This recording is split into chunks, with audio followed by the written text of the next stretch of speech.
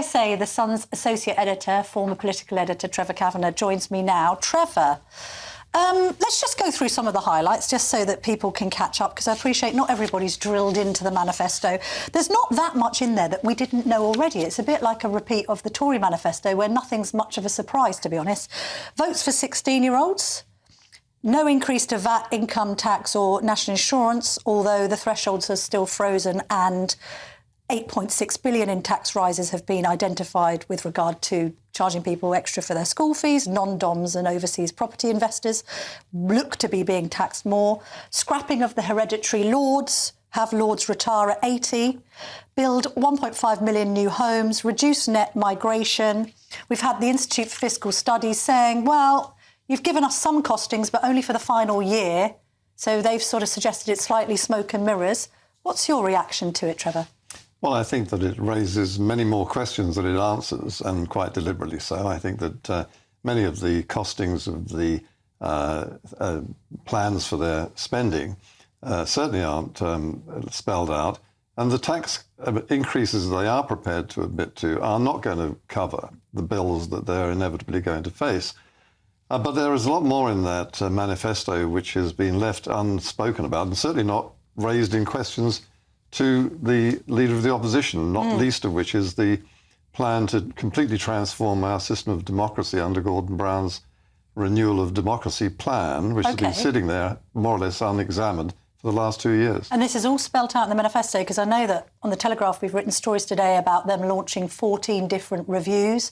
We've heard from Miriam Cates of the Tories basically saying that buried in the heart of this document is this plan to basically sort of destroy our constitution. She's made the point in this piece that she's written, very hard-hitting piece, that there won't be anything left for the Conservatives to conserve. Is that what you're speaking to as well? Well, I think it's worse than that. I think that the whole point of this is to destroy the Conservatives as a political party, as an opposition party, forever, which is, of course, what Nye Bevan spelled out in 1945 when the Attlee government was elected, and he said, our purpose is to destroy the Conservative Party. Well, if we get the landslide that Keir Starmer is expected to get, this turns it into an elective dictatorship, which would enable them to actually do anything they pleased.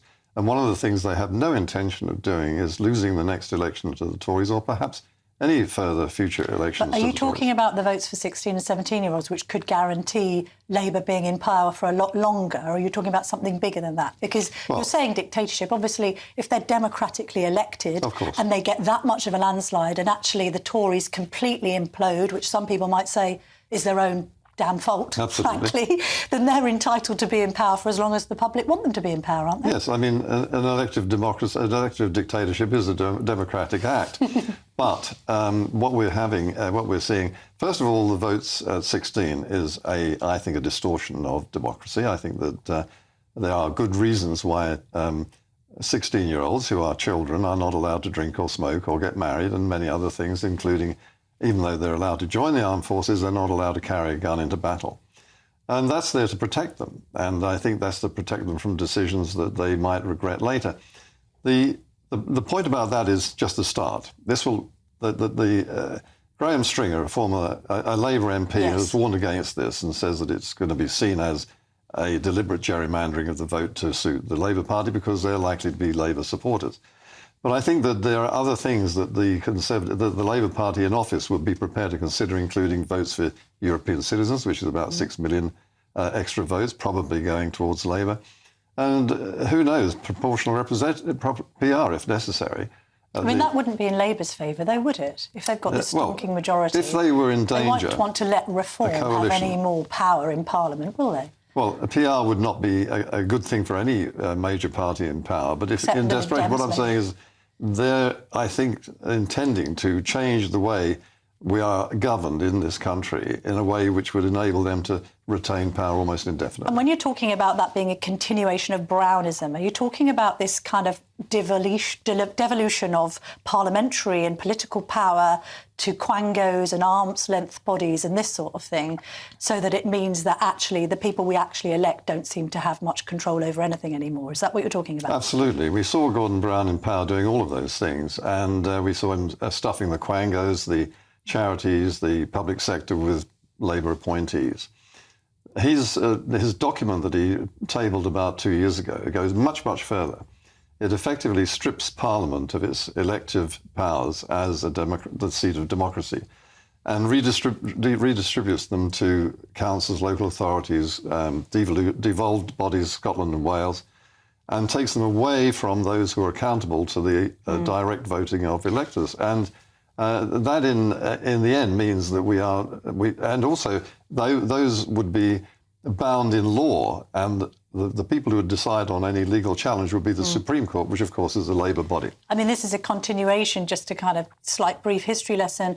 Under Blair and Brown, obviously, we saw the Bank of England being given independence. We saw the establishment a bit later, actually, to be fair, under Osborne, the Office for Budget Responsibility, which the likes of Kwasi Kwarteng and Liz Truss say have too much power over deciding what should be in a budget rather than just reacting to a budget.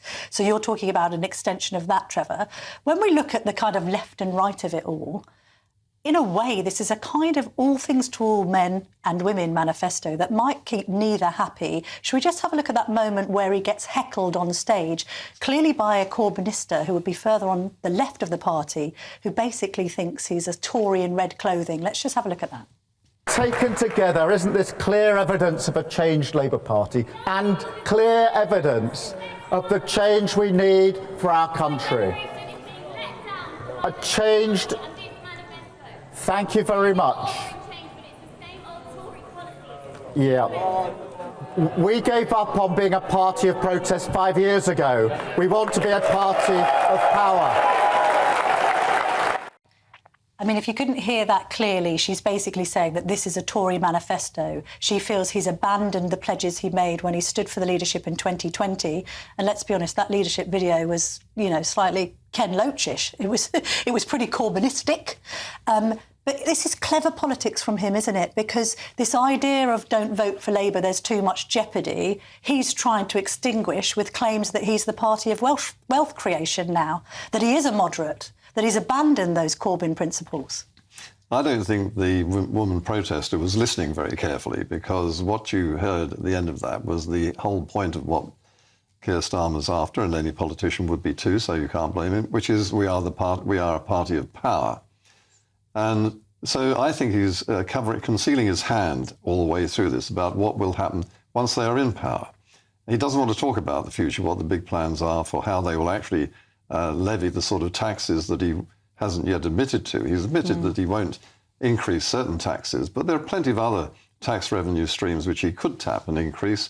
And that's part of the renewal system. It's not just renewal of the political system, the voting electoral system. It's a renewal of the economy. So a great deal of the decision-making about the direction of the economy will also be devolved to this new economic banking system that he's going to create. Finally, Trevor, I mean, you've been around for a long, long time, been around politics for a long, long time. Do you think these projections of Tory annihilation and massive Labour landslide bigger than 1997 are on the money? Yes, I'm afraid they are. And I think that voters are cutting off their nose to spite their face because of 14 years of Tory misrule. They're taking a leap in the dark while at the same time signing a blank cheque. And one day they'll wake up and see what they've done. All right.